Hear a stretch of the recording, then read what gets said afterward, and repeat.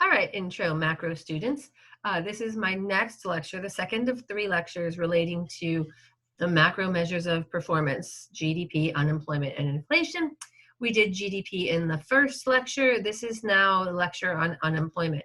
And again, the best way to learn economics is simply to do it. So I'm not going to waste a lot of your time. We're going to go right to the example that I have posted, the handout that is posted in the modules, module 5, I believe. So make sure you're going through that. I've added a ton of stuff. There's videos, there's handouts, there's all kinds of really cool stuff out there in the modules for you to help you to learn this material. So let me go ahead and share my screen. I'm going to go ahead and pull up. Again, this is an in-class exercise that I would normally work through in a face-to-face classroom, and we would have a conversation back and forth about this. It's a little bit more challenging online. You guys don't get to ask questions live, but of course you can always send me your questions by email or stop in during my office hours or set up a Zoom meeting with me. I'm more than happy to answer questions that way. Now, this question, if you have looked ahead at the homework 5, this question looks very familiar. I may, in fact, have put this exact question on one of your homeworks. The reason for that is to double check to see who is watching my lectures. If anybody misses this question, you really shouldn't, because by the time we're done here, you'll have all the exact right answers. But if somebody misses this question, it's a clear indication they're not watching my lectures. And they should be. Shame on them. The other thing is, what was I going to say? I lost my thought there for a second. Sorry about that. Oh, and if they send me an email, I don't know how to do this, I'll say, well, there's a whole lecture about it. Why weren't you watching my lecture, right? So here we go. So in this case, this is about calculating unemployment. This is about the mechanics, the quantifying, the more quantitative tools. How do we use these to actually calculate different rates that economists use to talk about unemployment? And at the intro level here, the 3 big ones that we talk about are unemployment, the employment rate, which is not 1 minus the unemployment rate. The employment rate, let me tell you, write it down. The employment rate is equal to the number of people employed divided by the civilian non-institutionalized adult population. It is not divided by the CLF like the unemployment rate is. So because the unemployment rate and the employment rate have different denominators, they will not add to 1. So do not say, oh, the unemployment rate is 5. That means that the employment rate is 95%. You'll get that wrong, I promise you, on the post-unit quiz, because I promise you that 95% will be one of the multiple choice answers. And if you don't remember that they're calculated differently with different denominators, you might not go to the trouble of calculating the employment rate correctly. You might miss that. So pay attention to that little trick. All right. So let's go through this real quickly. As you read in the book and saw in some of the other videos, the unemployment rate, it's a process, okay? When we're looking at the unemployment rate, we're not taking the number of people who are unemployed relative to our entire population. And that would be ridiculous, because obviously infants can't work. So what we do first is we want to pair out of our numbers, our big, huge population, we want to subtract out people who cannot work first. So people who are either, if we're talking about the civilian labor force, one of the first groups we're going to take out is the military, because they are otherwise employed. They do not have as much freedom with respect to their labor resources. They cannot go in and demand where they're going to be transferred. So the military just says, here's where you're going, right? And so they're under contract in a different way that is not as unrestrictive as the rest of us. So we separate out the military. We take out our military. We take out all our children. Anybody under 16 immediately. We don't want them working under 16 in a full-time job. Now, obviously, lawn mowing, helping out on the farm, things like that are okay. Babysitting, obviously. So we separate out our children, we separate out our military. We also are going to separate out anybody who cannot work. Cannot, that is very different than chooses not. So make sure that you're very, very clear on this. Cannot work means that they have a disability that is so severe that it cannot be accommodated. Because of the American Disabilities Act, we try to be as accommodating as possible, making our workspaces as friendly to people with disabilities as possible, making wheelchair ramps and elevators and all those kinds of accommodations, allowing people to work from home, right? And if a person can be accommodated, then they can work, then they are a part of our civilian, non-institutionalized adult population. However, we do have some people that have to be hospitalized, that have to be institutionalized to a medical institution, something like that. They just can't work a regular full-time job because of their body or some disability that they are facing. So those people do get separated. If you have a physical disability that prohibits you from holding a full-time job, then you're not in our civilian non-institutionalized adult population, okay? We're gonna put you in with the military and the children. We're also gonna put over there, just like we pulled out the military, we're gonna pull out all of our people who are in prisons or jails, all of our penal institutions, okay? Again, they are forcibly employed as opposed to having voluntary employment. So once we take our whole population, subtract our children, subtract our severely disabled, subtract our military and our penal institutions, people who are institutionalized for criminal activity, then what we're left with is all of our adults who are able to work.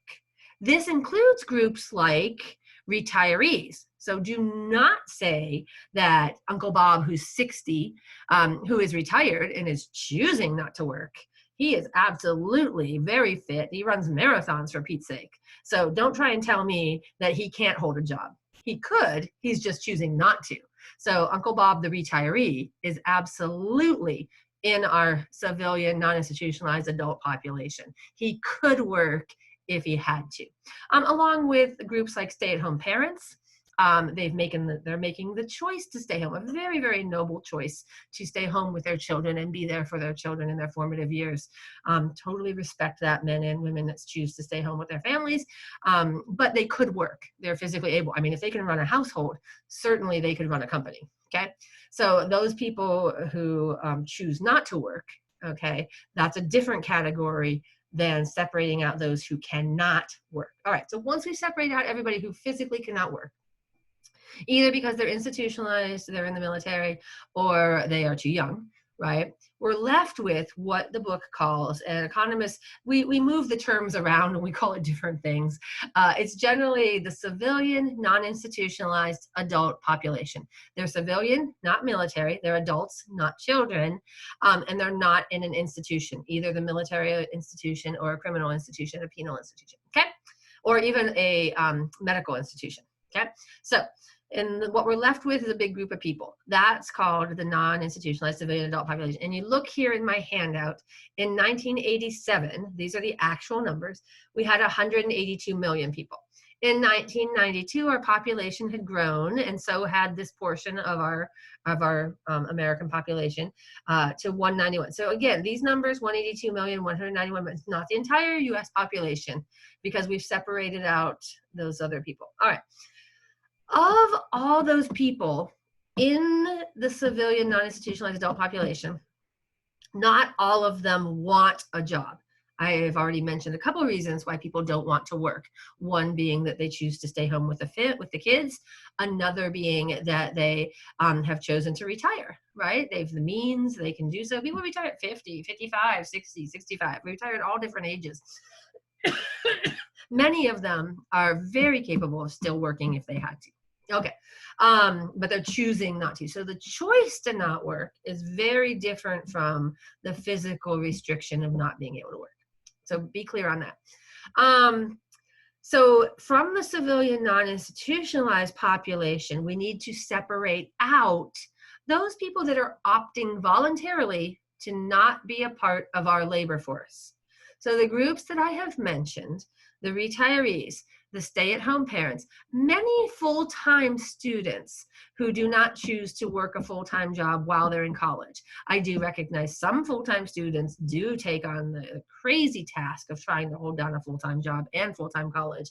Wow, that's crazy. Not everybody, though. There are some students that are going to take out student loans that are just going to be students to get done quicker, perhaps, or to be able to have higher grades, so that when they do go on to graduate school or do go into the labor force, they can get higher earnings because they have the higher grades and their grades didn't suffer, or people who value their sleep while they're college students.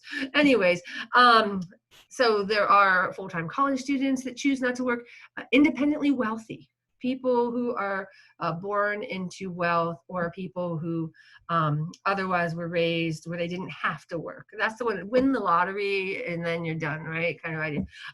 So I would love to be in that group, the group that just plays golf all the time. But anyway, so those people not in the labor force, and we don't judge them. Those are their private choices.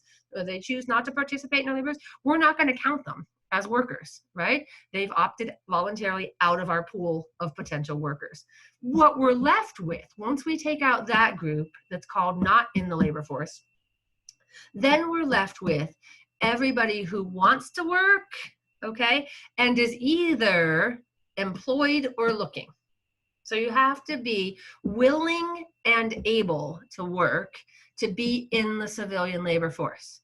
Okay, so you have to be able in the sense that you don't have a disability, you're not in the military or institutionalized, and then willing, that you're not staying home with the family, that you're not retired, right? So willing and able to work a full-time job, that's our civilian labor force, a very, very much smaller group than the total population of the United States. So don't ever look at our unemployment numbers or our employment numbers and compare them to the total population. That does not make sense at all, okay? So you need to compare the employed and the unemployed to how many people actually want to work. Okay, we can't force people to work. What is this, Russia or something? I'm kidding. I'm totally making fun of Russia. North Korea, maybe. Anyways, no, so we have voluntary employment here in the United States. You choose not to work, you choose not to work. We're just not going to put you in the category with everybody else who wants to work. And that's fine. No judging. Okay, so our civilian labor force is our pool of everybody that, if offered a job with the right pay and benefits and everything, would take it. Okay, at any point in time, of our pool of potential workers, the civilian labor force, everyone willing and able to work, right? There's going to be some people who have a job, big number. Some people who, unfortunately, at a particular point in time, don't have a job. They could be in transition. They could have just been laid off. Something like, it could be COVID. They're not allowed to go to work, whatever. So they're unemployed, right? And we've seen these unemployment numbers skyrocket because of the COVID restrictions, where employers are not allowed to have their workers come to work. And certain businesses have physically shut down. Okay, so because of that, unemployment people have moved from having a job to not having a job. But the people that don't have a job are still willing to work. They want to go back. They would love to go back to their jobs, or they would love to have a better job or something like that. So they're in this unemployment, but they are still looking, still want a job. So they're still in the civilian labor force. Okay, so the civilian labor force is made up of the employed plus the unemployed. So back to, that's a long way of me getting to this handout. So you can see then, if I add up my employed and my unemployed people for the year 1987, that will give me my civilian labor force, okay? So let's do that. I'm gonna take out my calculator, okay? First thing I'm gonna do is I'm gonna take my 112,440,000 people, and I'm going to add, that's the employed, I'm going to add the unemployed portion, 7,425,000, and I'm going to get here, my number says 119,865,000. Okay, so let me get rid of some of these spaces. All right, notice this 119, almost 120 million people is not the same as the 182, okay? So the civilian labor force is this. What this is saying is that 120 million out of the 182 who can work, are physically able to work, 120 or so, 119,865, want to work and either have a job or are looking, okay? In order to be unemployed, you have to be looking, okay? So that leaves about 60-some thousand, no, 60-some million. Let me get my zeros right? 182 million minus 120 million. That's 62 million people in 1987 that were adults, that were civilians, non-institutionalized, but made the choice to not work. So that 62 million represents my retirees, my full-time college students, my stay-at-home parents, my independently wealthy, and even Bob, who's living in the basement of his parents, right? Just playing video games all day. So anyways, all of them, right? So the civilian labor force is made up by adding the employed plus the unemployed. Okay, so we can do this again for 1992. And when I take in 1992's numbers here, give me a second to get my calculator open. My phone went into lockdown. So in this case, 117,598,000 plus 9,384,000. Cool. I get 126 million, comma, 982, comma, 000. So 127,000 million are in the civilian labor force in 92, and that's vastly different from the 191 who are able to work. Okay, see the difference? All right. So to calculate the unemployment rate, I'm going to write it down here. I don't have the formula written out. I didn't write the formulas in this case. Okay, so here we go. So in this case, the unemployment rate, and this is from the textbook, is equal to, parentheses, the number of people that are unemployed, right, divided by the CLF, if I can get that correct. So it's how many people are unemployed out of the big group of everybody who wants to work. How many people just can't find a job, okay? So in this case, for 1987, the unemployment, go back, unemployment, yeah, I can type. It's going to be equal to, let me go grab my unemployed portion, copy, and I'm going to paste it right there, divided by my CLF, which I just calculated. See how I needed this number? So I take this number and I paste it right there. And then when I put that in the handy dandy calculator, let me go back, open up my calculator, 7,425,000 divided by 119,865,000 equals, I get 6.2%. 6.19, let me do that, that's fine, 6.19%. Okay, so the unemployment rate in 1987, 6.19%. That means out of every 100 people who want a job and are able to have a job, just unfortunately we're not. The good news is that some 94% or 93.8% were able to find a job and are employed. Okay, so that's the good news. All right, let's do the unemployment rate again, repeating the same thing for 1992, right? So in this case, the unemployment rate is going to equal, I don't need to type the formula again, you already have it. I'm just going to grab the number of people unemployed in 1992, 9,384,000, and I'm going to divide that by the 126,982. All right, and when I do that, what I find, let me go ahead and do this, 9,384,000 divided by 126,982,000. Hold on, I didn't do that right. 9,384 divided by 126,982.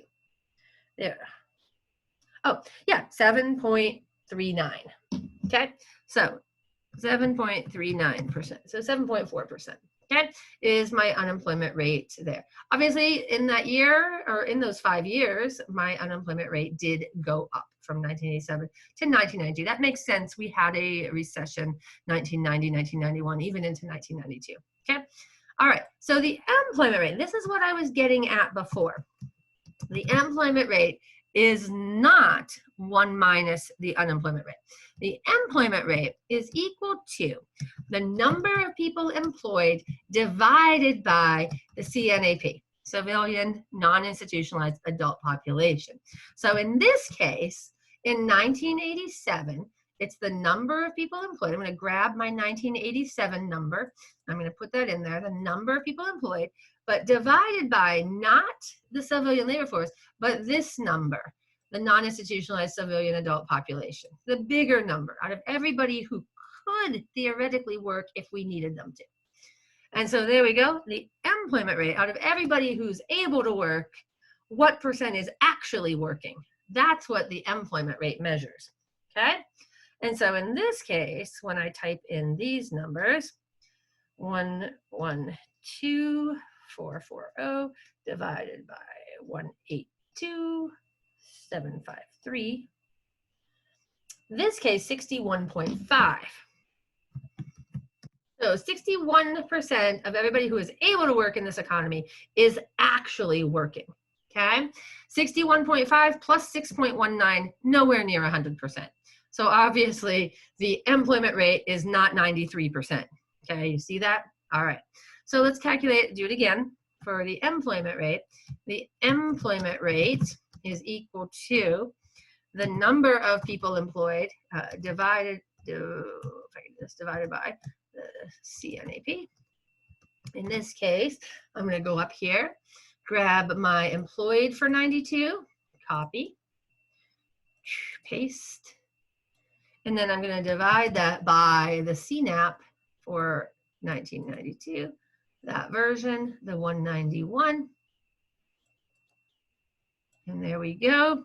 When I put that into my handy dandy calculator, which hopefully never lies to me, 117,598 divided by 191,576, I'm going to get 61.4%. Pretty similar, 61.5, 61.4. Pretty similar percentage. Around 61% of our population who is able to work is actually working.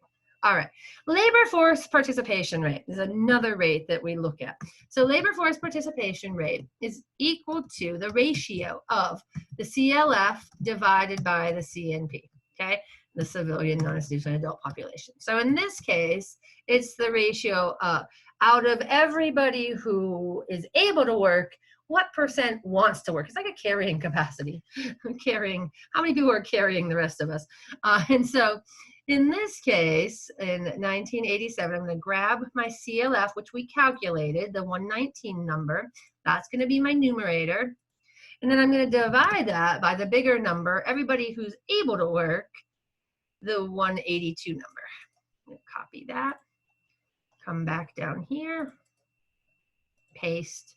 And when I do that, what I get, let me get my calculator going here, 119,865 divided by 182,753. Okay, so in this case, I get 65.6. 65.6%. There we go. And do that again so we can compare over time. Let's do it for 1992. LFPR, labor force participation rate, is equal to the ratio of the CLF divided by the CNAP, the two bigger numbers. And so in this case, this is going to be equal to that 126 number is the civilian labor force in 92. So I'm going to copy that. Okay. I'm going to paste that, and then I'm going to divide that by the much bigger number of everybody who is able to work in 92, the 191 number. So copy that, come down here, paste, and find what this equals to. So I'm going to take my 126,982, and I'm going to divide it by my 191,576, 66.3. 66.3%. And there you go. You can see that our labor force participation went up by 1%, well, 0.71% from 87 to 92, but pretty flat, 66, almost 2/3 of everybody who could work wants to work. It's different from the employment rate because wanting to work and actually working are two different things. All right.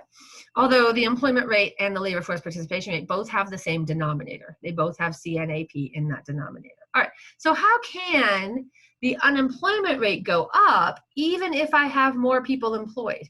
So look, my employed went from 112 to 117. How can my unemployment rate go from 6.1 to 7.4 or 6.2 to 7.4? In this case, because my population has increased, because my CNP went up, because my civilian labor force went up 7 million from 119 to 126. And my unemployed also went up from 7 to 9. And so that's why those numbers are growing as well, okay? So that's what's going on. So another way of thinking about this or being presented with the data is in this form. So in this case, and this might be another one of your homework questions, I forget if I left this one on the homework or not, but given this information, now calculate the unemployment rate, okay? The employment rate, the big three, the unemployment rate, the employment rate, and the labor force participation rate, okay? So in this case, my total population is 250. I need to find my CNAP.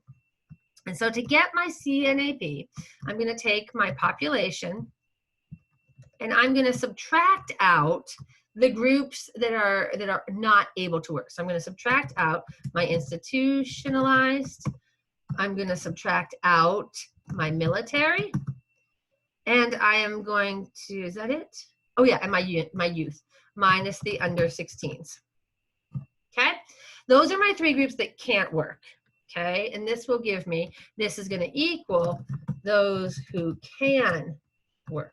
Notice again, I did not subtract my retired, I did not subtract my stay-at-home parents, and I did not subtract my full-times or my wealthy.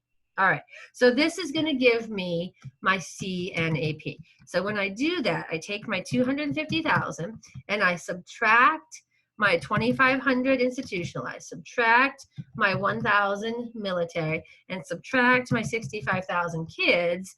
And what I should be left with, let me get my calculator to make sure, 250,000, 250, minus 2,500, minus 1,000, minus 65,000. And I should get 181,500. So 181,500. Let me see if that makes sense. So 68. Yeah, that looks about right. Okay, so my CNAP, that's going to be important because that's going to be my denominator for both my employment rate and the labor force participation rate. Okay, so super duper important. So the next number I need is I'm going to need my CLF. And my CLF is going to be equal to, in this case, my CNAP, minus, I'm going to subtract now my students. I'm going to subtract now my retirees. I'm going to subtract my stay-at-home parents, and I'm going to subtract out my wealthy, my independently wealthy. Okay, I think I've accounted for everybody. And then that's going to be those who want to work and can work, because we've already put these people already in the CNAP. Okay, so they can work. I'm just subtracting out those who don't want to work. Okay, so now my CLF is going to equal, let's put some numbers in here. I'm going to take that 181,500 that I found for my CNP. I'm going to subtract my 12,500 students. I'm going to subtract my 20,000 retirees. I'm going to subtract my 17,500 stay-at-home parents. And I'm going to subtract my 6,000 super wealthy. And when I do that, what I'm left with, let me grab my calculator really quick. 181,500 minus 12,500 minus 20,000 minus 17,500 minus 6,000. And I got, in this case, 125,500. That's my initial. I'm going to go and add back the numbers and see if I can get back to my original numbers. Plus 17,500 plus 20,000 plus 12,500. Oh, that should work. Okay, so 125.5 is my civilian labor force. All right, cool. Now I have my employed but I do not have my unemployed number. So I know that my unemployed is going to equal my CLF minus the amount that are employed. So if I take my CLF and I subtract the employed portion, what I'm left with is my unemployed. So I'm going to take my 125,500, I'm going to subtract the 117,970. Ooh, that was bad. 117,970. And that's going to give me how many people out of my civilian labor force, how many people in general, are not working. And so 125,500 minus 117,970 who have jobs, that leaves 7,530 that do not have jobs. So that's my unemployed. Okay, now I have all the numbers I need to calculate my rates. So let's do one, unemployment rate. And the unemployment rate is equal to the number of people unemployed divided by the CLF. Easy peasy. So in this case, this is going to equal my 7,530 people who are unemployed divided by my CLF, my 125,500. Okay, and when I do that, what do I get? Divided by 125,500 equals 6%. Easy peasy. The second one, employment rate. Do not, 1,000 times for those in the back, do not say it's 94%. You're going to see that it's not anywhere near 94%. So employment rate is not 100% minus unemployment. Employment rate, on the other hand, is the number of people employed divided by the CNAP. And so when we do that, my number of people employed is my 117,970, and I'm going to divide that by my CNAP of 181,500.